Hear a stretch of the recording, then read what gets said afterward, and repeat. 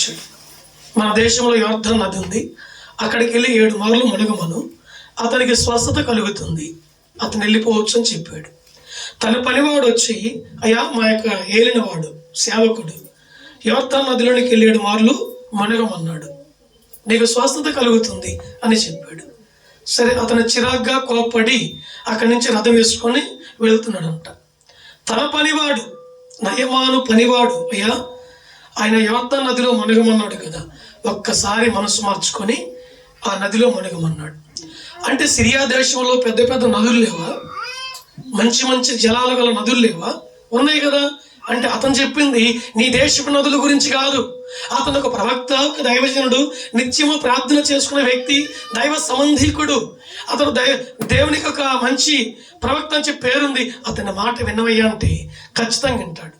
ఇని 7 మార్లు మునిగి తిరిగి ఒడ్డుకు వచ్చినప్పుడు అతని దేహం అంట పసిపిల్లవాడి దేహం వల్లే మార్చబడుతుంది. అంటే స్వస్థత కలుగుతుంది. దేవునికి మహిమ కలుగును గాక. అందుకు కృతజ్ఞతగా మరలా రథం ఎక్కి ఆ తెచ్చినటువంటి వెండి కానీ, బంగారం కానీ, వస్త్రాలు కానీ, ధాన్యము కానీ సమస్త మరలా సేవకు దగ్గరికి వచ్చి సాష్టాంగ నమస్కారం చేసి, నీకు ఎంత కావాలంటే అంత తీసుకోమన్నాడు. ఎవరైనా వద్దంటారండి? ఆయన వద్దన్నాడు. ఆ దైవజనుడు, నీ ఆస్తి పాస్తులు, నీ ఐశ్వర్యం ఏమి, నీ కానుక నేను స్వీకరించను, తీసుకెళ్ళిపోమన్నాడు. కొంచెం మనసులో బాధ కలిగింది. ఒక దేశపు రాజుని కదా నేను, నాకు స్వస్థత కలిగింది, తన నోటి మాట చొప్పున స్వస్థత కలిగింది, ఇవి స్వీకరించవచ్చు కదా అనుకున్నాడు. కానీ వద్దన్నాడు, వెళ్ళిపోతున్నాడు. మీరు గమనించండి, సిరియా దేశపు నుండి సేవకుని దగ్గరికి వచ్చినప్పుడు అతనికి దేవుని ద్వారా స్వస్థత దొరికింది. ఏం దొరికిందమ్మా?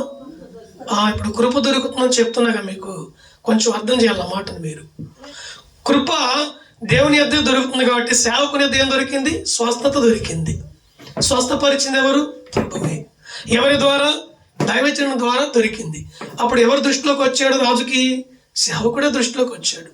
ఈ సేవకుడు ఒక్క మాట చెప్పటం, నేను వెళ్ళి మునగటం, నాకు స్వస్థత కలగటం, ఇవన్నీ కూడా సేవకుని ద్వారా జరిగినాయి కాబట్టి నేను ఎంతైనా ఇవ్వటానికి నాకు ఇష్టంగా ఉందంటాడు. ఆయన పుచ్చుకోలేదు, వెళ్ళిపోతున్నాడు. కొంత సమయం గడిచినాక సేవకుడు లోనికి వెళ్ళిపోయి ప్రార్థనలో కూర్చున్నాడు. ఏం చేస్తున్నాడండి? ఆయనకి వేరే పని ఏమున్నది, ప్రార్థనలో కూర్చున్నాడు. తన పనివాడు మా సేవకుడు లోనికి వెళ్ళిపోయాడు, ఇక ప్రార్థన చేసుకున్నాడు. ఆయన లేగవాడు, వెళ్ళి ప్రార్థనలో కూర్చుంటే పొద్దుమూకిన లేగవాడు అని చెప్పి ఈ యొక్క సిరియా దేశపు రాజు యొద్దకు ఈ నయమానా మీకు అర్థమవుతున్న మాట. రాజు పేరు ఏం చెప్పాను? నయమాను అని చెప్పాను, అవునా? ఎలీషా పనివాని పేరు ఏం పేరు? గెహజీ. ఈ గెహజీ మా యొక్క సేవకుడు చూడాలి అనుకొని పరుగున వెళ్ళి ఒక ఇద్దరిని ఎంటబెట్టుకుని వెళ్ళి, అయ్యా ఇప్పుడే ప్రవక్తల సమూహము నుండి, అంటే ఈ మాట మీకు అర్థం చేసుకోండి, ప్రవక్తల సమూహము నుండి ఒక ఇద్దరు వచ్చారు, వేరే ఒక ఊరు నుండి లేదంటే వేరే పట్టణం నుండి వచ్చారు, మా సేవకునికి సమాచారం ఇచ్చారు. అంటే తినటకు ధాన్యము, కట్టుకున్నటకు వస్త్రాలు, మరి పోషణ కావాలని చెప్పి తెలియపరిచారు. అంటే ఎలీషా కూడా శిష్యులు ఉన్నారు. ఎలీషా కూడా శిష్యరికం చేసేటువంటి శిష్యులు ఆ దినాన ఉన్నారు. వారు మా యొద్దకు వచ్చారు.